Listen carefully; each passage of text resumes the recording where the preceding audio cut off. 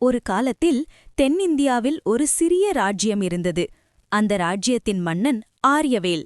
நல்ல மனசுக்காரர், ஆனால் மிகவும் சிம்பிள்.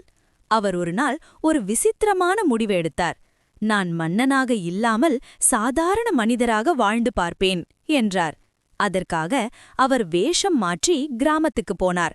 அங்கே அவர் பார்த்தது அவரை அதிர்ச்சியடைய வைத்தது. பொதுமக்கள் அதிகமா வரி செலுத்துறாங்க, சில அமைச்சர்கள் ஊழல், ஏழைகள் கஷ்டப்படுறாங்க. ஆனா யாருக்கும் மன்னனிடம் சொல்ல முடியல. ஒரு நாள் ஒரு வயதான பாட்டி அவரிடம் சொன்னார், மன்னன் நல்லவனா, ஆனா அவன் உண்மை தெரியல என்றார். அந்த வார்த்தை மன்னன் மனசை உடைத்தது. அடுத்த நாள் மன்னன் அரண்மனைக்கு திரும்பி தன் உண்மையான ரூபத்தில் வந்தார். அவர் உடனே தவறான அமைச்சர்களை நீக்கினார், வரியை குறைத்தார், ஏழைகளுக்கு உதவி செய்தார். மக்கள் மகிழ்ச்சியில் ஆடினார்கள். அவர்கள் சொன்னார்கள், இப்பதான் நம்ம மன்னன் நிஜமா இருக்கான்.